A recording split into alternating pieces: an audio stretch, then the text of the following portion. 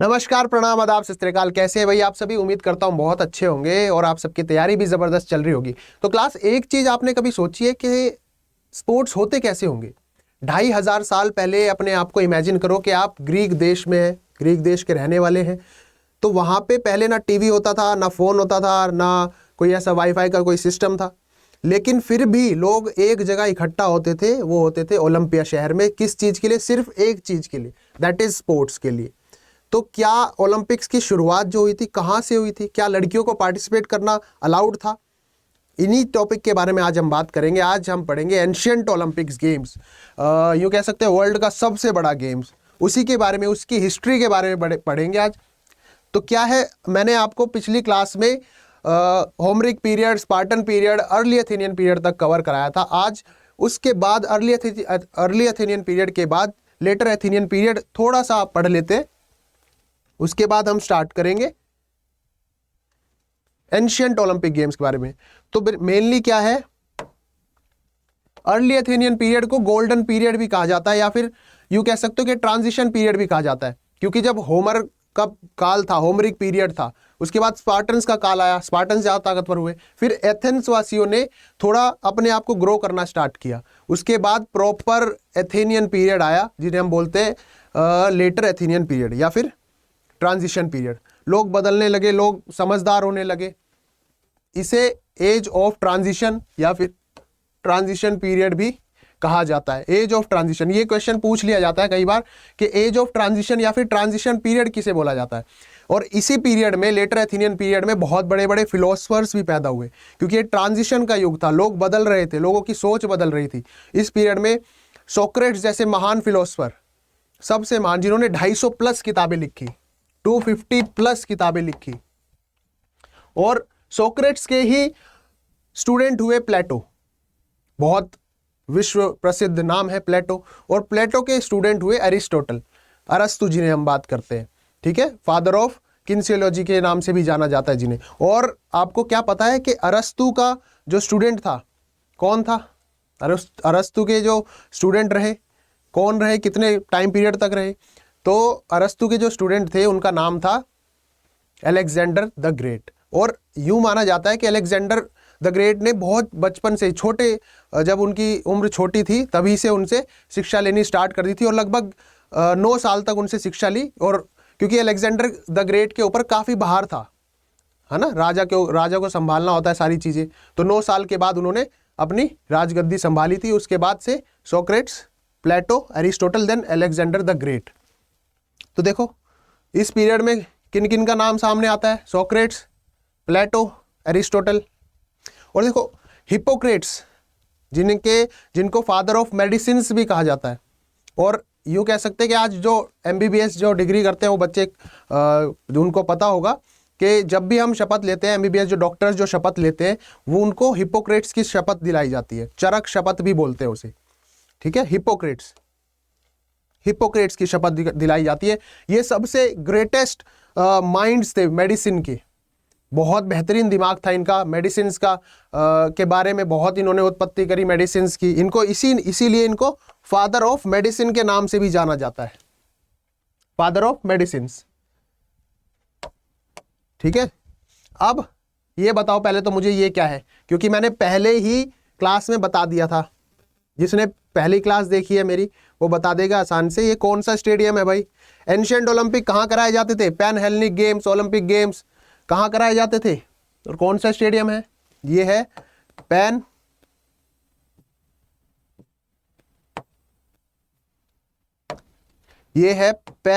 Ethnic,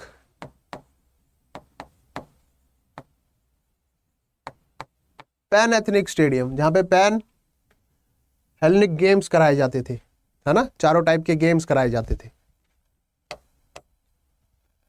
अब देखो start करते हैं कि एंशिएंट ओलंपिक गेम्स की स्टार्टिंग कहाँ से हुई थी। लगभग ये बात है, ये कहानी है फिलिपीनीज पेनिनसुला। फिलिपीनीज एक टापू हुआ करता था, तो वहाँ से शुरुआत मानी जाती है। एंशिएंट ओलंपिक गेम्स की शुरुआत जो किताबों से ली गई है वो है 776 BC, यानी कि 3000 साल पूर्व से लगभग, है ना। 776 BC में इसकी उत्पत्ति मानी जाती है। लेकिन कोई भी ऐसी किताब नहीं है जो एग्जैक्टली डेट बता सके। बुक्स में 776 तो मेंशन है, लेकिन कब से मेंशन है, कौन सा मंथ है, कब कौन सा मॉनसून है ना, क्या डेट है पर्टिकुलर, ऐसा कुछ एग्जैक्ट अभी पता नहीं है। बाकी आगे हिस्ट्री में कुछ मिलता है तो हम भी आपको ज़रूर बताएंगे, ठीक है। अब बात आती है ये होते कहाँ थे। देखो, ग्रीस में एक शहर हुआ करता था ओलंपिया, और ओलंपिया में ही ये गेम्स कराए जाते थे, इसीलिए इसका नाम रखा गया ओलंपिक गेम्स। ओलंपिया शहर के नाम पे ही ओलंपिक गेम्स, ठीक है। ओलंपिक गेम्स किसके नाम पे रखा गया? ओलंपिया शहर के नाम पे। अब देखो, अब बात आती है कि कब कब कराए जाते थे। ये कराए जाते थे हर 4 साल में, यानी कि 2020 में कराए तो 2024 में होंगे, हर 4th ईयर में कराए जाते थे। और इस 4th ईयर के गैप को बोला जाता था ओलंपियाड। जैसे 2020 में गेम्स हुए, हालांकि पोस्टपोन्ड हो गए थे।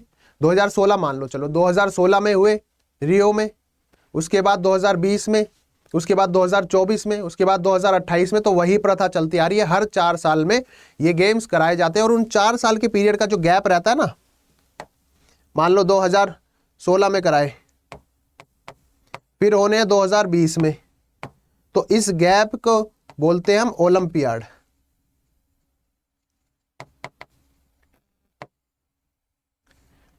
ठीक है। अब ओलंपिक गेम्स किसके ऑनर में कराए जाते थे? As I told you earlier के ओलंपिक गेम्स और नीमियन गेम्स गॉड ज्यूस के ऑनर में ही कराए जाते थे, ठीक है। गॉड ज्यूस, ये नोट डाउन कर लेना, इंपॉर्टेंट है काफी, क्योंकि ये क्वेश्चन पूछ लिया जाता है। मैं स्टार मार्क कर देता हूं हर क्वेश्चन के आगे जो जो इंपॉर्टेंट होता है। नेक्स्ट हम चलते हैं। देखो, अब बात आती है जिम्नेजियम और पैलेस्ट्रा की, जहां पे लोग वर्कआउट करते थे, है ना, एक्सरसाइज करते थे। ये ग्रीक सिटी में लगभग हर जगह खुल चुका था। हर सिटी में छोटी छोटी जगह जहां पे बॉयज जो है ट्रेनिंग करते थे, ठीक है। जिम्नेजियम और पैलेस्ट्रा, ये 2 इंपॉर्टेंट टर्म है, जिम्नेजियम और पैलेस्ट्रा, जिसको आज के टाइम पे जिम बोला जाता है भाई। उसकी फुल फॉर्म रहती है जिम, की फुल फॉर्म है जिम्नेजियम। पैलेस्ट्रा एक ऐसी जगह है जहां पे बच्चों को ट्रेनिंग कराई जाती थी, जैसे स्पार्टन पीरियड में भी था, जैसे अर्ली एथेनियन पीरियड में था, तो वही कंटिन्यू होता रहा। बहुत ट्रेंड माइंड, ट्रेंड बॉयज इसमें ट्रेनिंग लेते थे।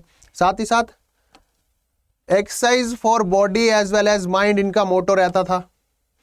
शारीरिक रूप के अलावा भी मानसिक रूप से प्रिपेयर करना बच्चों को, लड़कों को, क्योंकि लड़कियां तो अलाउड नहीं थी, है ना। आगे भी बताऊंगा मैं कि लड़कियां कैसे विनर बनी। एक लड़की थी, रानी बोल सकते हो, रानी थी कनिष्का, स्पार्टा की रहने वाली थी, वो विनर बनी, विदाउट पार्टिसिपेटिंग विनर बनी एक्चुअली। तो उसके बारे में भी हम बात करेंगे। तो जिम्नेजियम और पैलेस्ट्रा का कंसेप्ट यहां से आया। फिर आता है selection of games participants. Participants का सिलेक्शन कैसे होता था भाई? अब आप ये सोचो कि आपको ओलंपिया खेलना है, ओलंपिक्स खेलना है, तो क्या ऐसे ही सेलेक्ट हो जाओगे? उसका कुछ प्रोसीजर होता होगा। तो वो प्रोसीजर पहले से चलता आ रहा है। जब 776 BC में गेम शुरू होना स्टार्ट हुए, तो उसका एक प्रोसीजर फॉलो होने लगा कि भाई कैसे हम चूज करें कि ये खेलने लायक है। तो इसकी कुछ कंडीशंस रखी गई। पहली 3 कंडीशंस रखी गई। पहली कि वो मेल होना चाहिए, नो फीमेल्स वर अलाउड, कोई भी फीमेल अलाउड नहीं थी खेलने के लिए। वो पहली कंडीशन थी, मेल होना चाहिए, मेल होना चाहिए, ये थी इसकी पहली कंडीशन। दूसरी कंडीशन थी वो ग्रीक का ही वासी हो, ग्रीक देश का ही रहने वाला हो, दूसरी कंडीशन ये थी। तीसरी कंडीशन थी फ्री मैन हो, किसी का स्लेव ना हो, किसी का नौकर ना हो, ठीक है, फ्री मैन हो। ये इनकी तीसरी कंडीशन थी। कोई भी महिला, कोई भी फॉरेनर यानी कि जो एशिया माइनर से या किसी और देश का रहने वाला हो, वो अलाउड ही नहीं था गेम्स में, पार्टिसिपेट ही नहीं करने दिया जाता था, है ना। तो no womens were allowed, no foreigners were allowed. उसके अलावा साथ ही साथ कोई भी ऐसा कोई स्लेव व्यक्ति, पहले बहुत स्लेव्स की प्रथा चलती थी ना, तो कोई भी स्लेव है तो उसको भी पार्टिसिपेट नहीं करने दिया जाता था। ये तो 3 मेन कंडीशंस थी ओलंपिक्स में पार्टिसिपेट करने की। इसके अलावा क्या है भाई, सेवरल मंथ्स ट्रेनिंग। अब देखो पार्टिसिपेंट्स को बता दिया कि भाई आप कौन कौन पार्टिसिपेट कर सकता है।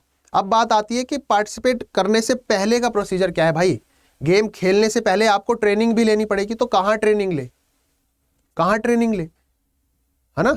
जैसे आज के टाइम पे पहले स्टेट खेलो, फिर नेशनल खेलो, फिर इंटरनेशनल खेलो, इंडिया कैंप लो, फिर इंटरनेशनल कॉम्पिटिशन्स में जाएंगे, फिर एशियंस में जाएंगे, कॉमनवेल्थ में जाएंगे, फिर ओलंपिक्स ट्रायल होंगे।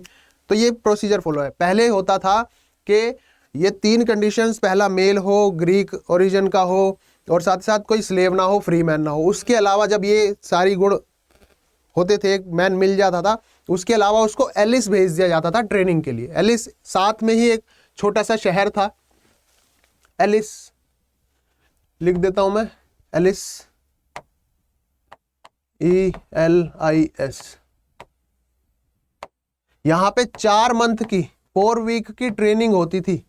अब वो ट्रेनिंग किसके अंडर होती थी भाई, मैंने पहले भी बताया था, ये ट्रेनिंग होती थी पेडियो ट्राइब्स के अंदर।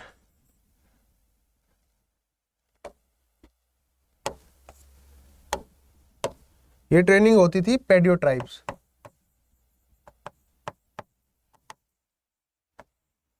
पेडियो ट्राइब्स कौन होते थे भाई, पीटी टीचर, है ना। याद है, नहीं है? अगर नहीं है तो इससे पहले वाली वीडियो देखो एक बार, बहुत अच्छे से पढ़ाया है मैंने। एक है टीचर, बहुत अच्छे से पढ़ाते हैं खुद की बात नहीं कर रहा हूं मैं, ठीक है। तो क्या होता था, 4 हफ्ते की ट्रेनिंग लेना कंपलसरी होता था। ओलंपिक्स के साइड में ही एक शहर होता था, पास में, नजदीक। साइड में इसलिए बोल रहा हूं कि आप ज्यादा कोरिलेट कर पाओगे, घर के साइड वाला नहीं साइड कह रहा मैं, शहर के साइड वाला साइड कह रहा हूं। तो उसके पास में ही एक शहर हुआ करता था, एलिस नाम का, एलिस। यहाँ पे 4 वीक की ट्रेनिंग लेनी बहुत जरूरी होती थी, और 4 वीक की ट्रेनिंग के बाद पेडियो ट्राइब्स के अंडर ट्रेनिंग लेनी जरूरी होती थी। उसके बाद फाइनल सिलेक्शन होता था, फिर पहचाना जाता था कि कौन जाएगा पार्टिसिपेट करने, कौन नहीं जाएगा। ये भी कंडीशन पूरी करनी पड़ती थी। उसके बाद ओथ लेते थे, उसे कसम दिलवाई जाती थी, साथ ही साथ जजेस के साथ प्लेयर्स को और जजेस को, दोनों को ओथ लेनी पड़ती थी। जजेस को क्या कहते थे, हेलिनोडिकाई या हेलिनोडिकाज। हेलिनोडिकाई और हेलिनोडिकाज सेम टर्म है, कंफ्यूज मत होना अगर एग्जाम में पूछ लिया जाए तो, ठीक है। उसके बाद क्या होता था भाई कि उनसे प्रोमिस किया जाता, take part in the competition as an honourable way. जैसे गीता पे कसम रख के, हाथ रख के कसम खिलवाई जाती थी, एज इट इज ही उनसे ओथ दिलवाती थी कि भाई वो सही ढंग से खेलेंगे, कोई चीटिंग नहीं करेंगे, जो उन्होंने बोला सच कहा, सच सुना और सच ही देखा, ठीक है। अब क्या हुआ, अब हुआ ये देखो एलिस, मैं ये दिखा रहा था ना, ये रहा स्पार्टा, ये रहा एलिस और ये रहा ओलंपिया। यहां पे होते थे आपके ओलंपिक गेम्स, और यहां पे ट्रेनिंग लेने के लिए भेजते थे 28 दिन की ट्रेनिंग, 28 डेज की, ठीक है। तो पास में ही है ना, नजदीक में।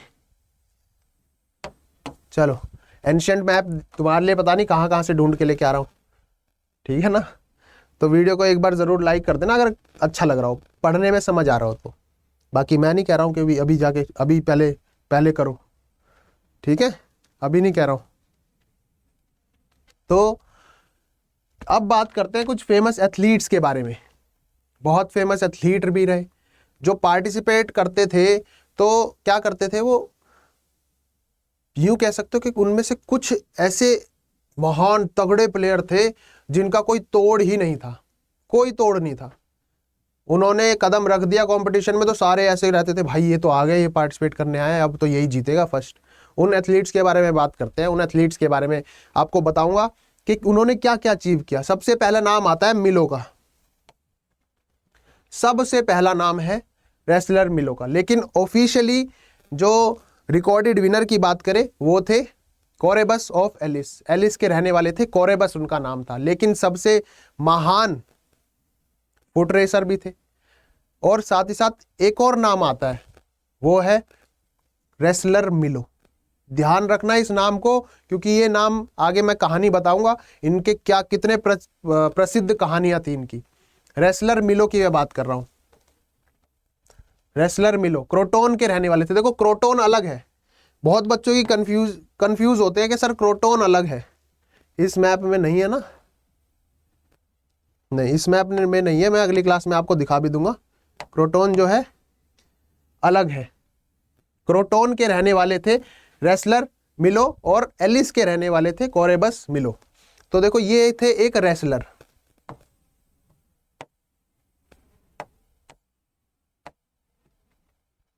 ये थे रेसलर, बहुत ही प्रसिद्ध भी थे 7th सेंचुरी बीसी में। ठीक है, इन्होंने क्या क्या जीता था, 6 बार ओलंपिक्स, ये इनकी अचीवमेंट है, इसलिए इनको सबसे महान बोला जाता है। 6 बार ओलंपिक्स, 7 बार डेल्फी गेम्स, डेल्फी में कौन सी गेम्स होती थी कमेंट करके बताओ अभी फटाफट। 10 बार इस्थमस गेम्स जो कोरिंथ में होती थी, ये भी इसकी भी ट्रिक बताई थी, 10 बार, समझ लो 10 बार, 6 बार तो ओलंपिक गेम्स, 7 बार कौन सी डेल्फी गेम्स, उसके बाद 10 बार तो ओलंपिक गेम, 10 बार तो इस्थमस गेम्स, उसके अलावा 9 बार इन्होंने नीमियन गेम्स जीती हुई। कम से सोचो 6, 7, 10, उसके अलावा 9, तो कितनी हो गई,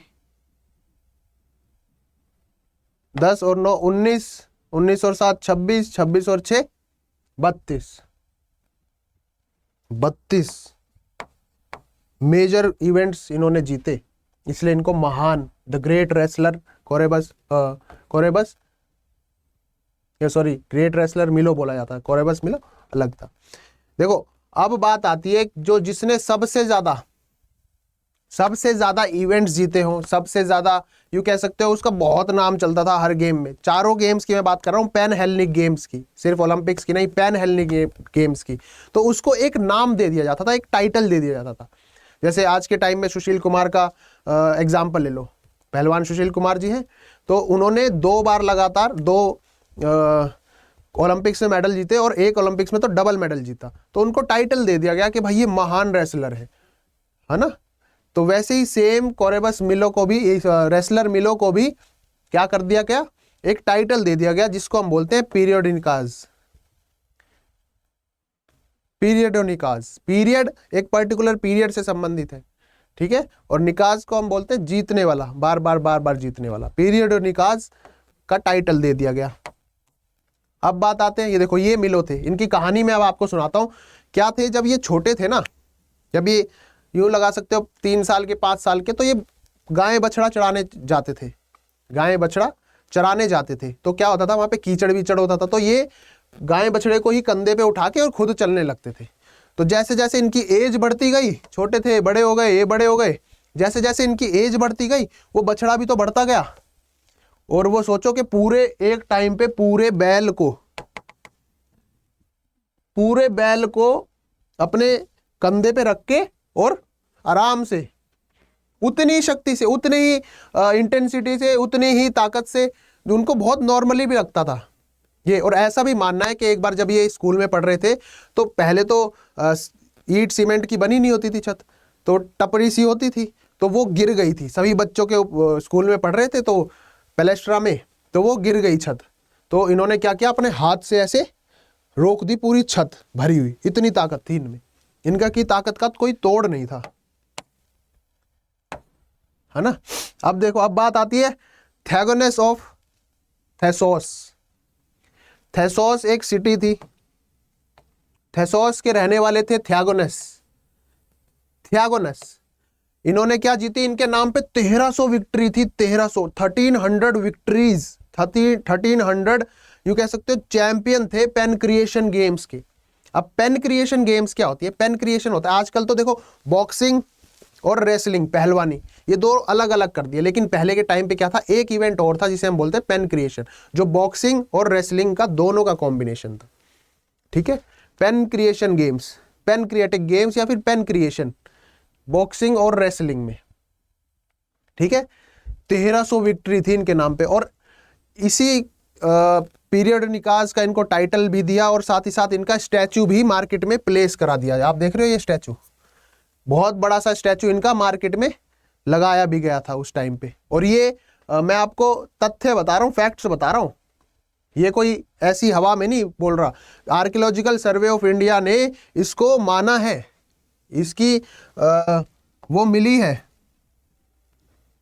आर्कियोलॉजिकल ग्रुप को इसके तथ्य मिले, फैक्ट्स मिले, ठीक है।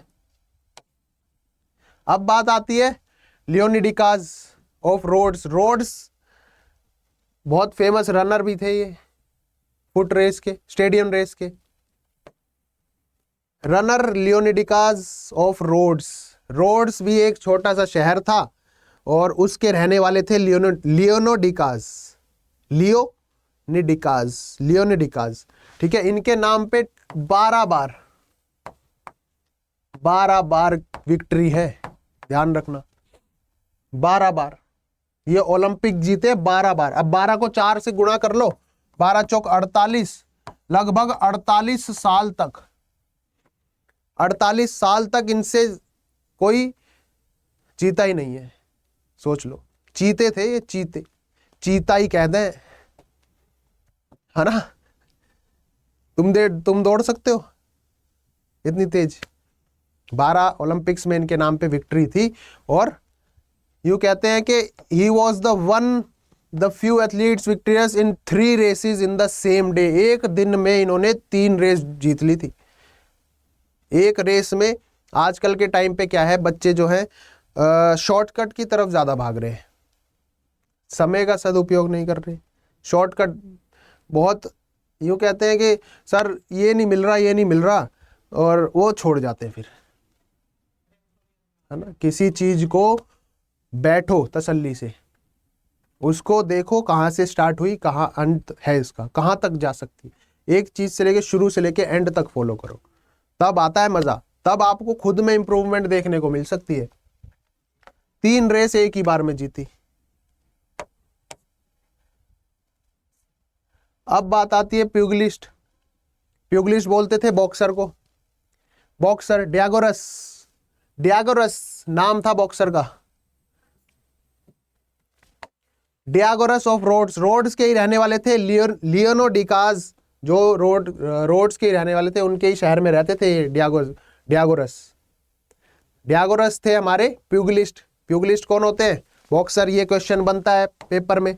प्यूगिलिस्ट किसे कहा जाता है? स्टार मार्क कर दूंगा मैं, जो भी इंपॉर्टेंट लगेगा मुझे। प्यूगिलिस्ट किसे कहा जाता है? बॉक्सर को। एक महान बॉक्सर होते थे डियागोरस ऑफ रोड्स के रहने वाले डियागोरस। ऐसा माना जाता है कि इनसे बॉक्सिंग में जीतना तो नामुमकिन था। इन्होंने अपने बेटे को भी बॉक्सर बनाया, जो महान बॉक्सर हुए, उसके बेटे को भी बॉक्सर बनाया, वो भी बहुत अपने दशक में बहुत ही महान हुए, ठीक है। Founded a dynasty of athletes. His son and grandson also went on to become champions at Olympia, जो ओलंपिक्स में भी चैंपियन रहे। तो ये देखो, ये डियागोरस है, ये इनके बेटे, ये उनके पोते। अब मुझे कैसे पता कि इनके डियागोरस इसका बेटा है, ये इसका बेटा है? मेरे से कह के गया था कि भाई बताना मत, कान में एक बात बता दूं तुम्हें, ठीक है। तो तुम भी मत कहना मैंने तुम्हें बता दिया, किसी को कहना मत कि ये इसके बेटे थे। अब देखो, what were the games like. Games खेले कैसे जाते थे, गेम्स खेल कैसे थे भाई? देखो, कहानी शुरू हुई है ओलंपिक्स की 776 बीसी से, है ना।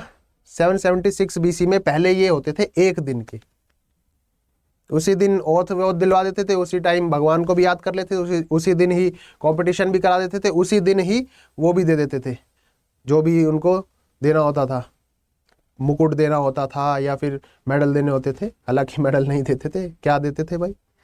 जो भी उनको रिवॉर्ड देना होता था, एक ही दिन में कर देते। लेकिन फिफ्थ आया, फिर आई 5th सेंचुरी। फिर आई 5th सेंचुरी BC, फिर कर दिया गया इसको 5 दिन का। कहाँ है भाई, 5 दिन के हो गए। तरह तरह की गेम्स कराने लगे। पहले दिन क्या होता था, दूसरे दिन क्या होता था, तीसरे दिन क्या होता था, ये सारी चीजें के बारे में आज डिस्कस करेंगे। ठीक है, ये देखो लिखा है ना, 1 day event until 684 BC, 684 BC तक ये एक दिन का इवेंट हुआ करता था।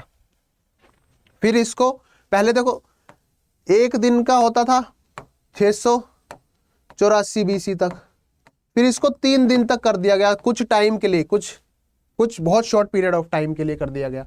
फिर इसको 5 दिन का कर दिया गया 5th सेंचुरी में, फिर इसको 5 दिन का कर दिया गया 5th सेंचुरी में। अब बात आती है, हाँ मेन बात ये भी है, ध्यान से सुनना, कि सबको पहले इंडिविजुअली अलाउड थे, कोई भी टीम इवेंट होता ही नहीं था, कोई भी टीम स्पोर्ट अलाउड ही नहीं था, सबको इंडिविजुअली ही परफॉर्म करना है सभी को। ठीक है, और जहाँ पे यूँ कह सकते हैं कि जैसे अभी ट्रैक को हम ट्रैक बोलते हैं, है ना, जो भागने का जो जहाँ पे भागते हैं उसको ट्रैक बोलते हैं, जहाँ पे हम बॉक्सिंग करते हैं उसको रिंग बोलते हैं। तो ऐसी सेम पहले के टाइम पे जहाँ पे स्टेडियम किसके नाम से आया, हिप्पोड्रोम क्या है, जहाँ पे घोड़ों की दौड़ हुआ करती थी, चैरियट रेस हुआ करती थी, उसे बोलते हैं हम हिप्पोड्रोम। ये भी क्वेश्चन आता है। स्टेडिया या स्टेडियम, ग्रीक वर्ड है स्टेडिया, STADIA, ग्रीक लैंग्वेज से लिया गया है ये वर्ड, जिसको हम आज स्टेडियम बोलते हैं। ठीक है, 1 से 3, 3 से 5, ये देखो कितने बेहतरीन तरीके से, ये ग्रीक का शहर है। कहाँ पे ये ट्रैक इवेंट होते थे, यहाँ पे ये हिप्पोड्रोम है, यहाँ पे घोड़ों की दौड़ होती थी, ऐसे ऐसे ये सब बनाया हुआ है अलग अलग जगह। तो पहले दिन क्या होता था भाई, अब देखो एक दिन में कराना है अगर, तो तुम एक ही दिन सब कराओगे, पूजा पाठ भी करोगे, खेलोगे भी, खाना भी खाओगे एक ही दिन में, उसको रिवॉर्ड भी दे दोगे और चलो। जब 5 दिन की बात हो तो हमें डिवाइड करना पड़ेगा, same as it is Olympics का भी सिस्टम था, है ना। ओलंपिक भी 5 दिन का जब हुआ तो उन्होंने डिवाइड कर लिया कि भाई पहले दिन क्या होगा, दूसरे दिन, तीसरे दिन, चौथे दिन, 5वें दिन। तो पहले दिन की अगर हम बात करें, पहले दिन होते थे एथलीट और जजेस आते थे। एथलीट आएगा, जज आएगा, ओथ दिलवाएगा, कहेगा भाई शपथ लेता हूं कि मैं सही और ईमानदारी तरीके से खेलूंगा, कोई चीटिंग नहीं करूंगा, किसी को नुकसान नहीं पहुंचाऊंगा, हानि नहीं पहुंचाऊंगा, ओथ लेते थे। फिर क्या करते थे, फिर ट्रम्पेट बजता था, म्यूजिक बजता था, म्यूजिक ट्रम्पेट होता ना, पे पे पे पे पे पे, ट्रम्पेट बजता था। उस ट्रम्पेट में क्या करते थे, प्लेयर आते थे और हेराल्ड्स यानी कि जजेस, हेराल्ड्स, जो वो हेराल्ड्स उन्हें बोला जाता था जनरली जो अनाउंसमेंट करते थे, वो जजेस होते थे जो अनाउंसमेंट करते थे। और वो अनाउंस भी पता है क्या क्या क्या क्या चीजें करते थे, एक तो प्लेयर्स को अनाउंस करते थे, ऊपर से जजेस को, जो ऑफिशियल्स होते थे उनको अनाउंस करते थे, और साथ ही साथ उस एरा के, उस काल के जो महान खिलाड़ी हुआ करते थे उनका नाम भी लिया जाता था। अब सोचो कितनी इज्जत बढ़ती होगी कि भाई ये फलाना चैंपियन है, हमारा पिछले 10 साल से ये चैंपियन रहा है। तो अब सोचो जो लियोनो डिकास थे रोड्स के, वो 12 बार ओलंपिक्स जीते हैं, उनको 48 साल तक लगातार उनका नाम लिया जा रहा है। तो सोचो बहुत बड़ी बात होती थी कि लगभग 100-200 साल तक आपका नाम चलता रहता था, है ना। तो फिर आता है भाई, क्या करते थे, announcement of starting the competition, heralds जो अनाउंस करते थे भाई कंपटीशन को स्टार्ट करने के लिए। फिर क्या होता था, पहले दिन मान लो अनाउंस कर दिया, प्लेयर भी आ गए, जजेस भी आ गए, फिर हेराल्ड्स ने अनाउंस कर दिया कि भाई कंपटीशन स्टार्ट करने का मैं अनाउंसमेंट करता हूं, ये वो। फिर उसके बाद पहले दिन ही arrival of competition, arrival of the competitors, पहले दिन ही कॉम्पिटिटर्स आ जाते थे और बोलते थे भाई हम आ गए हैं, अब हमारे रहने खाने पीने की सुविधा करो, कल से हमारे कंपटीशन से। और साथ ही साथ किसका नाम लिया जाता था, names of the winners were announced loudly by these veritables speakers. अब स्पीकर्स कौन होते थे, ये बात भी ध्यान रखना। हेराल्ड्स, स्पीकर कौन होते थे, हेराल्ड्स, जो अनाउंस करते थे। ठीक है, ये तो हो गई पहले दिन की बात। और क्या होता था भाई, पहले दिन इतना ही होता था। ठीक है, इसको शॉर्ट फॉर्म में रख लो। पहले दिन क्या होता था, कॉम्पिटिटर के एथलीट्स को बुलाया जाता था, जजेस को बुलाया जाता था, ओथ दिलवाई जाती थी, और हेराल्ड्स जो थे कंपटीशन स्टार्ट होने की अनाउंसमेंट करते थे। ठीक है, अब आती है सेकंड दिन, दूसरा दिन आया।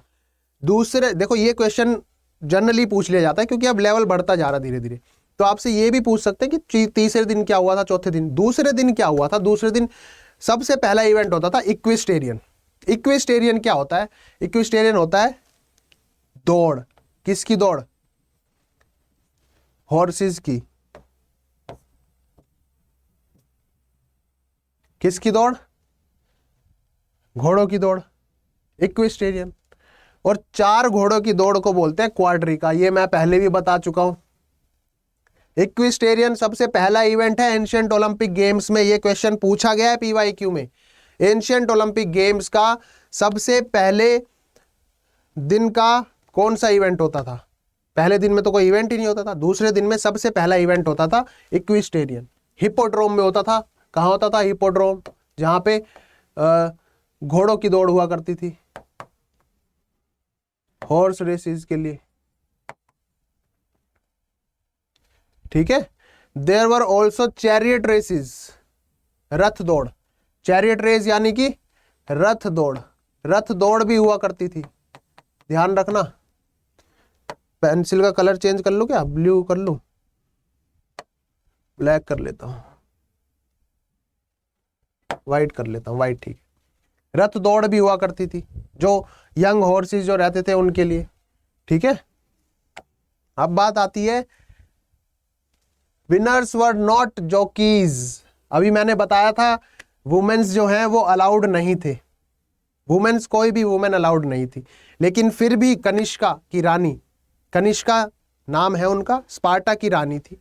कनिष्का जो रानी थी स्पार्टा की, वो पहली वुमेन बनी जीतने वाली। कैसे विनर बनी, देखो जब घोड़ों की दौड़ हुआ करती थी ना, जब इक्विस्टेरियन में घोड़े दौड़ते थे तो घोड़े नहीं जीतते थे, घोड़े विनर नहीं माने जाते थे। विनर माने जाते थे जिसका वो घोड़ा होता था। इस वजह से कनिष्का जो है वो विनर बनी, और ये फर्स्ट विनर रही, women winner, first women winner भी नहीं। वर नॉट जॉकीज, जॉकीज नहीं थे, एंड और the charioteers, but rather the owner of the horses. जो घोड़े के ओनर होते थे वो ही विनर माने जाते थे, जो जॉकी जो चला रहा है वो नहीं माना जाता था। इसी रीजन की वजह से कनिष्का ऑफ स्पार्टा, ये नाम लिख लेना, कनिष्का रानी थी, Kyniska, Kyniska of Sparta, owner of the stable of horses, become an Olympic champion. इसी रीजन की वजह से वो ओलंपिक चैंपियन भी बनी। ये अब बात आती है सबसे पहले सेकंड डे का पहला इवेंट कौन सा था, इक्विस्टेरियन। अब देखो सिर्फ इक्विस्टेरियन तो नहीं होगा, है ना, सिर्फ इक्विस्टेरियन तो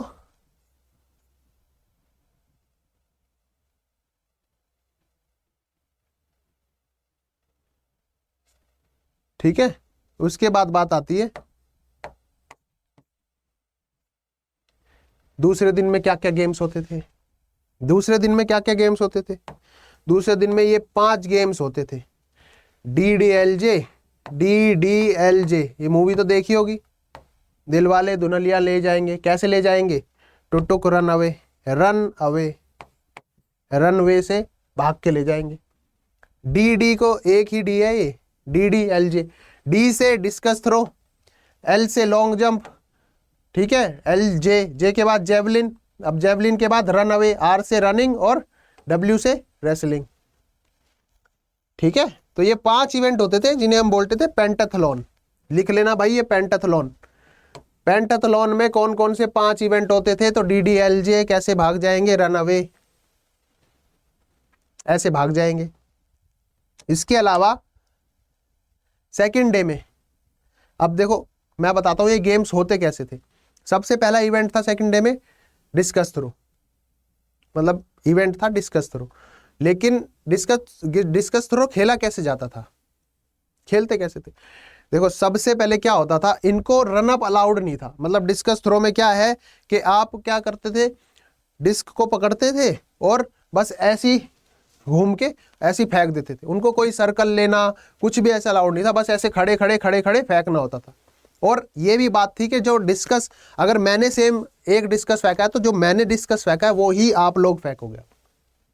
सेम डिस्कस यूज किया जाता था हर बार, अलग अलग डिस्कस नहीं। अब तो सबके अपने पर्सनल डिस्कस है ना। तो पहले सेम डिस्कस यूज होता था और they were not allowed to run up, वो विदाउट रन अप के ही, विदाउट रन अप के ही वो फेंकते थे और सेम डिस्कस भी फेंकते थे। इसके अलावा डिस्कस थ्रो के अलावा लॉन्ग जंप की अगर बात करें, लॉन्ग जंप में क्या करते थे, उनके ऐसे हाथ में वेट दे देते थे, कोई वेट दे देते थे। ऐसे मान लो ये वेट दे दिया, ऐसे वेट दे देते थे और उसको बोलते थे कि ऐसे पकड़ो और ऐसे वेट के साथ ऐसे कूदो आगे, वेट के साथ। आपको इस फोटो में दिखाई दे रहा होगा, इसके हाथ में ये वेट है।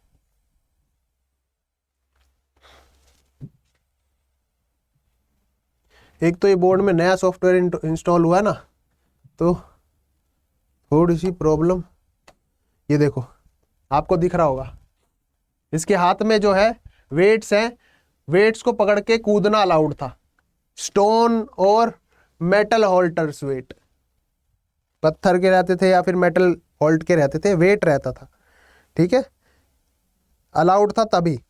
और लॉन्ग जंप में आज के टाइम में 3 जंप अलाउड है और पहले के टाइम पे थी आपको 5 जंप अलाउड। 5 कॉन्सिक्यूटिव जंप्स उनको करनी पड़ती थी स्टैंडिंग जंप। अब तो रनअप लेके रनअप आएगा, रन फिर कूदेगा। पहले तो स्टैंडिंग ब्रॉड जंप ही, स्टैंडिंग ब्रॉड जंप और साथ में वेट के साथ ऐसे वेट को आगे फेंको और फिर स्टैंडिंग ब्रॉड जंप करो। तो ये था। इसके अलावा जैवलिन थ्रो, DDLJ।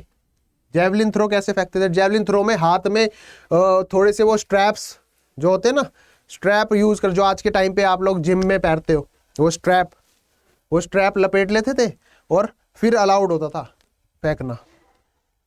और एक्स्ट्रा रोटेशन के लिए उनको थोड़ी हेल्प मिल जाती थी स्ट्रैप्स से, ठीक है।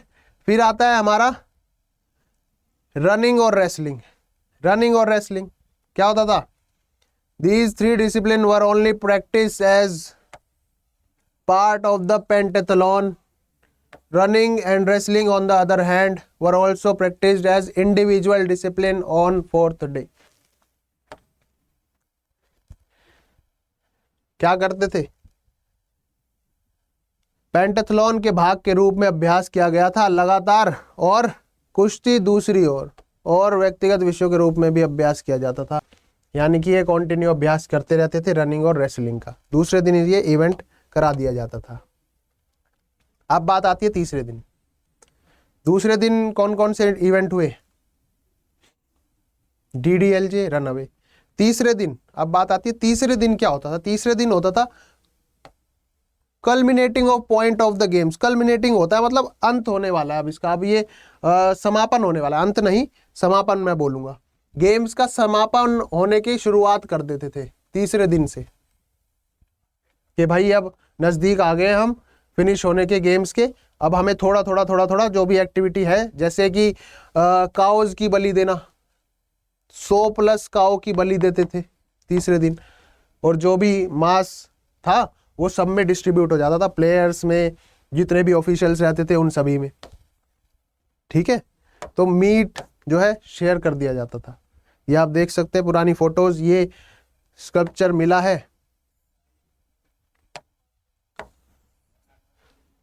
ये देखो यहाँ पे दिख रहा है आपको, ये बलि दे दी जाती थी। दुखद सूचना है पर सत्य है इसलिए बता रहा हूं, ठीक है। अब आती है चौथे दिन की बात। चौथे दिन में क्या होता था भाई? फुट रेस होती थी स्टेडियम में, फुट रेस, स्टेडिया या स्टेडियम में। अब फुट रेस भी अलग अलग टाइप की होती थी। फुट रेस के भी टाइप थे। पहला टाइप था पहला टाइप क्या था? स्टेडियन। स्टेडियन ग्रीक वर्ड है, मैंने अभी बताया ना, स्टेडियन से ही स्टेडियम लिया गया। स्टेडियम रेस बोला जाता है 192.72 मीटर की रेस को, ये स्टेडियन रेस है। स्टेडियन 192.72 मीटर को बोला जाता है था स्टेडियन रेस, और इस स्टेडियम के नाम पे ही आज स्टेडियम नाम बोला जाता है, या जो भी हम स्टेडियम यूज करते हैं। उसके अलावा डोलियोज, डोलियोज बोला जाता था डबल स्टेडियम को, 2 इंटू 192.72 मीटर, जो आज के टाइम पे हम 400 मीटर बोलते हैं। जो आज के टाइम पे 400 मीटर होता था ना, उस टाइम पे उसे डबल स्टेडियम बोला जाता था। ठीक है, और डोली चाओस बोला जाता था लंबी रेस के, लंबी रेस को, जो 7 से 24 लैप्स जो रहते हैं, लगभग 7.5 लैप रहते हैं 3 किलोमीटर में, है ना। जितनी भी बड़ी रेसेस थी उनको बोला जाता था डोली चाओस, लंबी रेस के लिए।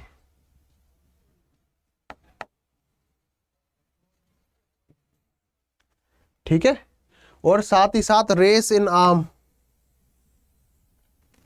इन Olympia it was a dolichos where the athletes wore helmet and greaves and carried a shield. एक शील्ड लेते थे, हाथ में वो रहता था भाला टाइप सा, हेलमेट पहने रखते थे और उसे लेके भागते थे, तो ये भी होता था। अब आते हैं फोर्थ दिन के ही आफ्टरनून, यानी कि दोपहर में क्या होता था? दोपहर में होता था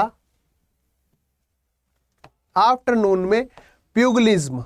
प्यूगलिस्ट बोला जाता है बॉक्सर को, प्यूगलिज्म बोला जाता है बॉक्सिंग को।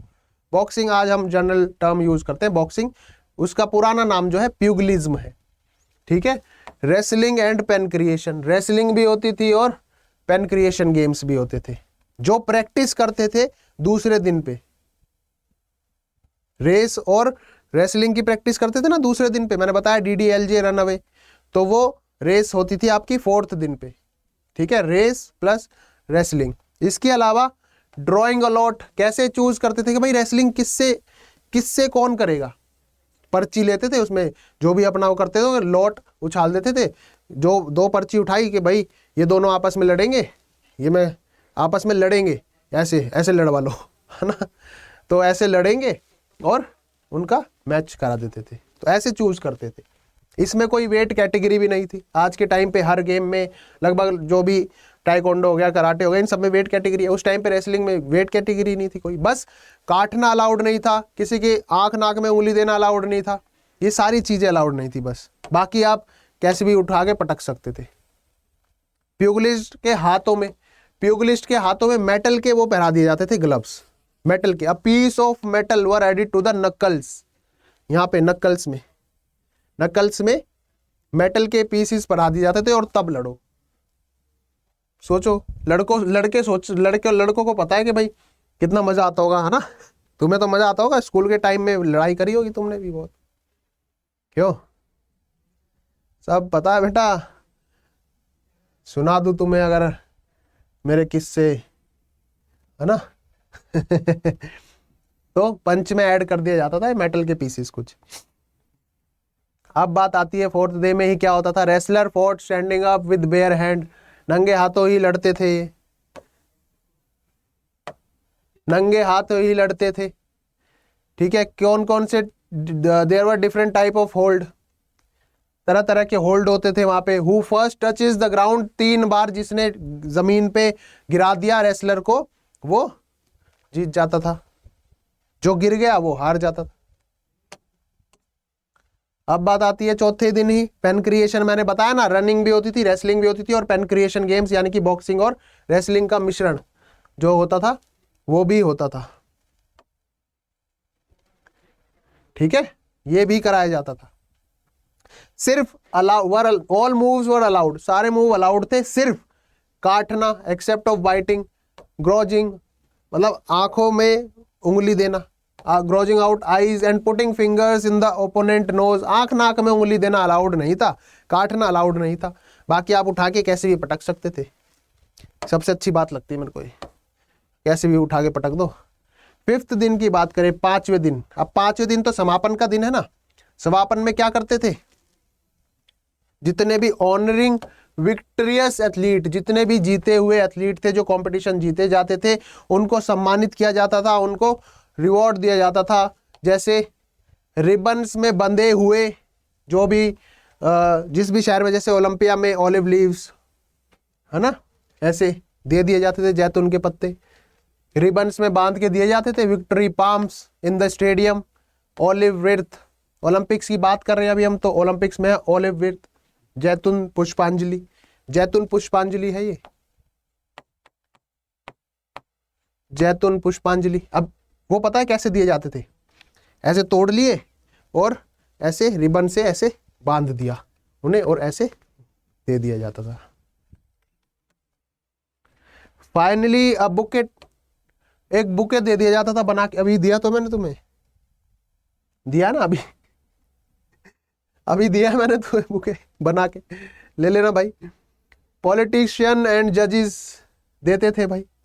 Victories prize were worth made of olive leaves, olive leaves की विक्ट्री प्राइज बने रहते थे, जिनका नाम था कॉटिनोज। उनको जो भी जैसे रिबन से वो बांध दिए जाते थे ना ऑलिव विर्थ, तो उसको भी एक नाम दिया गया था, वो नाम था कोटिनोज, कोटिनोज, कोटिनोज नाम था उनका भी। हर चीज को नाम दिया रखा था, नाम क्या दिया रखा रहता ही है, नाम तो हर चीज का नाम रहता है। ठीक है, तो ये कुछ 5 दिन की कहानी थी।